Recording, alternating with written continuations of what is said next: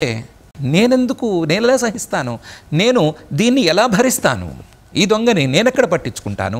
నేనెక్కడ దీన్ని బాగు చేస్తాను? నేనెక్కడ ఇవి చేసేటువంటి తప్పుల్ని సహిస్తాను? కథమిహ సహే.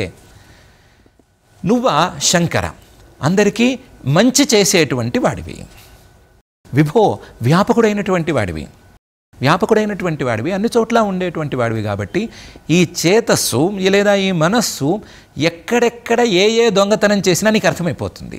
కాబట్టి ఏ దొంగతనం చేసినా సరే నువ్వు పట్టుకోవచ్చు. విభో వ్యాపకుడివి కాబట్టి నీకు ఆ ఫెసిలిటీ ఉంది.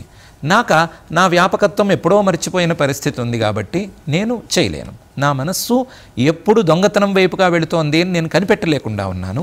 నువ్వైతే కనిపెట్టగలవు, నువ్వు మంచివాడివి, మంచిని అందించేవాడివి కాబట్టి నీ చేతికి ఇచ్చేస్తాను. భవదధీనం కరిష్యామి.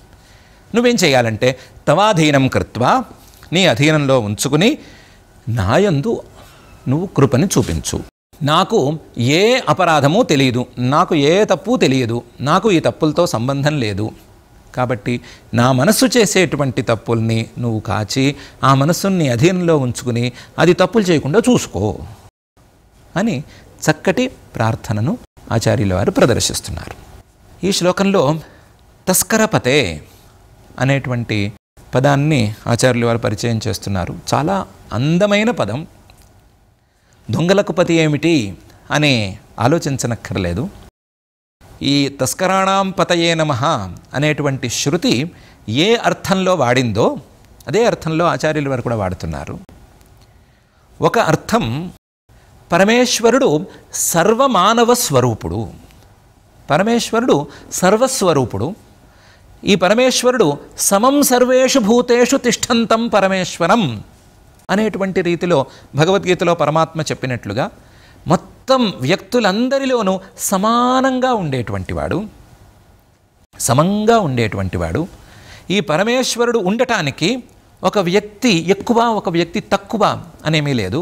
పరమేశ్వరుని గుర్తించటానికి ఒక వ్యక్తి ఎక్కువ కావచ్చు, ఒక వ్యక్తి తక్కువ కావచ్చు. కానీ పరమేశ్వరుడు ఉండటానికి మాత్రం ప్రాణులన్నీ సమానమే. ఆ ప్రాణులన్నీ సమానమే అనేటువంటి భావాన్ని కొన్ని ఉపనిషత్తులు బ్రహ్మదాసాహ బ్రహ్మదాశాహ బ్రహ్మైవామీకితవాహ అని ప్రదర్శించినాయి. బ్రహ్మ దాసాహ, దాస్యం చేసేవారు, వారు పరబ్రహ్మస్వరూపులు. బ్రహ్మ దాశాహ, చేపలు పట్టుకునేటువంటి వారు లేదా చేపలు పట్టుకోవటమే వృత్తిగా కలిగినటువంటి వారు, వారు కూడా పరబ్రహ్మస్వరూపులే. బ్రహ్మైవామీకితవాహ చెప్పడం ఎందుకు? కేవలం జూదంతో కాలం గడిపేవాళ్ళు, జూదంతో పొద్దుపుచ్చేవాళ్ళు, వాళ్ళు కూడా ఈ దృష్టితో చూసినప్పుడు పరబ్రహ్మస్వరూపులే. ఏ ప్రాణి అయినా ఏ వ్యక్తి అయినా సరే పరబ్రహ్మస్వరూపం కాకుండా ఉండటానికి వీలు లేదు అని చెబుతోంది. ఇలాంటి ఉపనిషత్తులు ఇలాంటి మాటలలో త్వం స్త్రీ త్వం పుమానసి త్వం కుమార ఉతవా కుమారి త్వం జీర్ణో దండేన వంచసి త్వం జాతో భవసి విశ్వతోముఖ అని శ్వేతాశ్వతరోపనిషత్తు, ఇక రకరకాలుగా ఇదే భావాన్ని వ్యక్తం చేస్తూ అన్ని ఉపనిషత్తులు ఉన్నాయి. తైత్రీయంలో ఉండేటువంటి శ్రీరుద్రం అనేటువంటి భాగం లేదా శ్రీరుద్రోపనిషత్ అని పిలవవలసినటువంటి భాగం మాత్రం ఈ దాసులు వీళ్ళందరూ సరే తస్కరాణం పతి, దొంగలకు పతిగా ఈయనను అర్థం చేసుకోవచ్చు. దొంగల నాయకుడు అంటే ఆయన కూడా ఇందులో ఆ దొంగల నాయకుడిలో ఆయన పరబ్రహ్మ ఉన్నాడు, పరమాత్మ ఉన్నాడు, పరమేశ్వరుడు ఉన్నాడు అని అర్థం చేసుకోవచ్చు అని ఒక రీతిలో చెప్తోంది. మరొక రీతిలో తత్కరోతి ఇది తస్కర,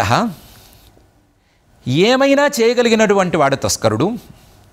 కాబట్టి ఈ దొంగతనాన్ని చేయగలిగినవాడు, దొంగతనాన్ని కాస్తంత ఆ దొంగతనం చేసేవాడు వద్దులే అని అనుకుంటే ఆపగలిగిన వాడు కూడా ఈయనే. కాబట్టి ఈయన ప్రవర్తక నివర్తక, ప్రవర్తకుడు అవుతాడు, నివర్తకుడు అవుతాడు. కాబట్టి ఈయన తస్కరుడు, అందులోనూ తస్కరాణం పతయే నమః, ఈ ప్రవర్తకులకు నివర్తకులకు పతిగా శ్రేష్ఠుడుగా ఉండేటువంటి వాడు అనే అర్థాన్ని కూడా బోధిస్తోంది.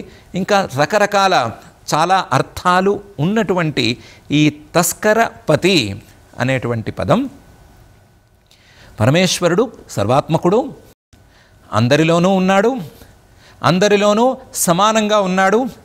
తస్కరుల్లో అంటే చోరుల్లో, దొంగతనాలు చేసేవారిలో కూడా ఉన్నాడు. కానీ వారు గనక దొంగతనం చేయకూడదు, దొంగతనం చేయటం తప్పు అని ఒక్కసారి అనుకుంటే వారిని దొంగతనం నుంచి బయట పడేయటానికి సిద్ధంగా ఉన్నాడు.